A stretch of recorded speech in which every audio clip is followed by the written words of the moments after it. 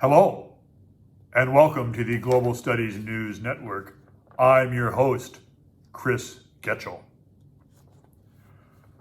Our top story tonight. Studies have shown that the country with the fastest growing capital is Ireland.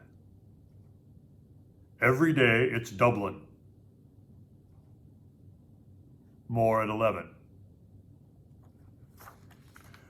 Today is a big day in global studies and the rest of Stillwater Middle School, because today, when you're at school, you will visit each class. I am now looking forward to putting a name with a face in all of my classes, or at least I should say a name with a mask. So when you're here, plan on attending my class. But whether you're here or at home, you will always have a lesson. So today's lesson, or part of today's lesson for those at school, will be about Zoom, because that is how you will watch my class, always on Zoom. And tomorrow, same thing. But if you're at home, you have a lesson as well. Are you as confused as I am? It's okay. We will sort it out. Whether at home or at school, be sure to watch the online lesson for today, Where Do People Live? It's fascinating. Let's watch now. I want to talk to you a little bit about where people live. And I'm not talking about like deciding if I'm going to live in Lake Elmo or Stillwater or Bayport. I'm talking on a global scale. Where are people choosing to live? And worldwide, over 54% of the global population live in urban areas or in a city. And the thing to remember about that is that that's a really big change. It's just recently where over half of the world has chosen to live in a city. So you can see the trends here. The line stops at 2010. So this is a little bit older graph, but you can see the dotted line and what they were predicting, or how they were predicting that the world would continue to grow. And check this out. Here's 2020, 10 years later, those lines did go up and they're continuing to go up. And so you can see that more and more people are moving to the city. And this is a change. Up until 20 years ago, more people lived in rural areas than they did in the city. And so for the first time in the world's history, more people now live in a city than live in rural areas. So that's a significant change. And the main reason is technology and the ability to grow food and to the infrastructure needed to have large groups of people live together. In the past, those didn't exist or were not as good. But now, when you we go to grocery stores, or, all those giant stores with all that food, it's because we're able to provide for so many people living in one space. That was not the way it was in the past. More people were rural, more people were farming. Even 100 years ago, a majority of the people lived in rural areas, and many of them were in the agriculture world, providing food, because it had to be done on a smaller scale. So many more people providing the amount of food needed. Today, technology, you just don't need as many people to grow and pick and get to market the food that we eat today. Why are people moving to the cities? A lot of it has to do with jobs and hoping that they'll find jobs and a better life in the city. In rural areas, people feel as if they're, are not going to be able to get ahead. That the only thing they can do really is grow crops. They don't just think the job opportunities are there. And as today's world becomes more and more technological, more manufacturing, that's where people believe the jobs are. So 54%, that's a pretty large number, over half of the global population, and it's going to just keep growing. You can see in 1950, the dots represent countries where that had large cities with people living in an urban environment. In the year 2000, you can see the purple dot is the United States, which had several large cities populated with large populations. But look around other parts of the globe. In 40 years, China and India exploded, and more people lived in cities there than in the United States. And the prediction is in 30 years, in 2050, take a look at China and India there.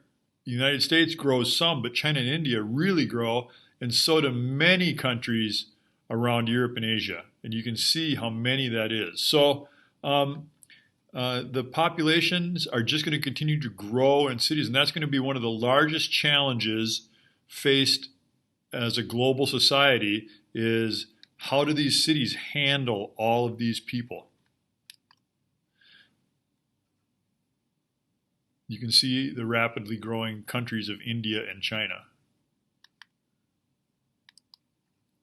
So urbanization, okay, that's a key word that we want to learn. Urbanization.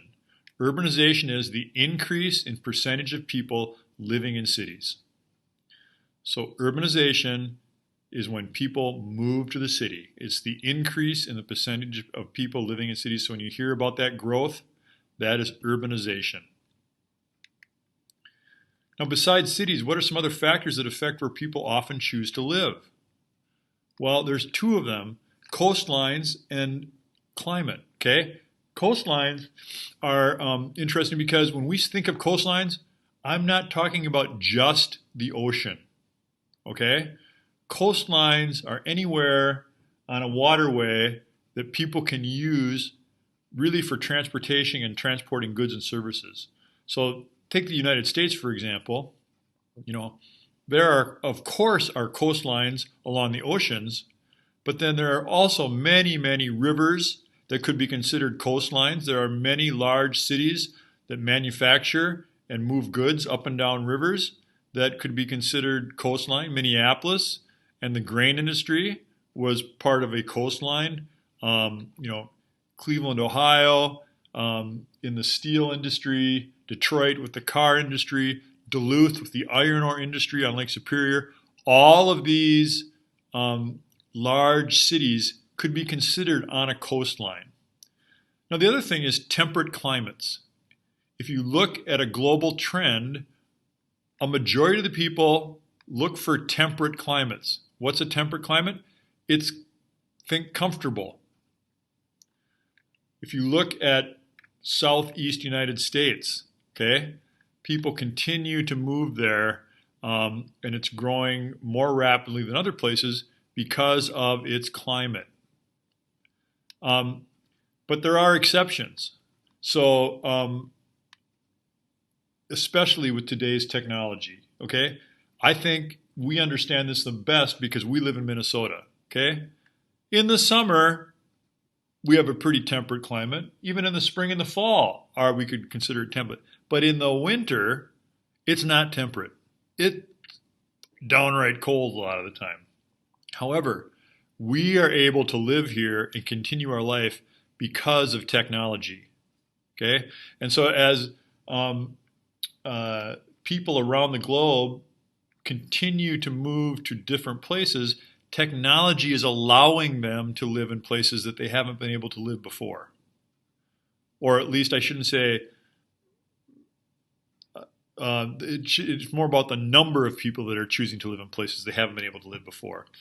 And I think we're seeing some of those repercussions. For example, the fires in California. Okay? Technology is allowing people to build in hills and mountains where no one has lived in the past. And so when it is dry and when there is a drought, those people become vulnerable. Well, 100 years ago, that wasn't an issue because people didn't live there. They didn't have the technology, but now they do. The same with our coastlines. Okay? Many people are choosing to build homes right on the coast, and hurricanes and flooding have a major effect on those homes. But because of technology, they're able to build them so close to the water that they're susceptible when a big storm comes along, and I think we can see that right now. That's just two examples that I can think of where technology plays a role. But in the past, elevation, people didn't live too high in the mountains because it was hard to grow food, and along the coast, on a sandy beach, people like to visit it, but to build a home there was really difficult.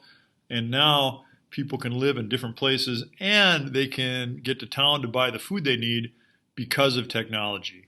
So technology does create exceptions. All right, that's it for today. Be sure to check out the Google form and answer the questions on this slideshow. And there you have it. Be sure to fill out the online form and submit it. Until tomorrow, good day and good news.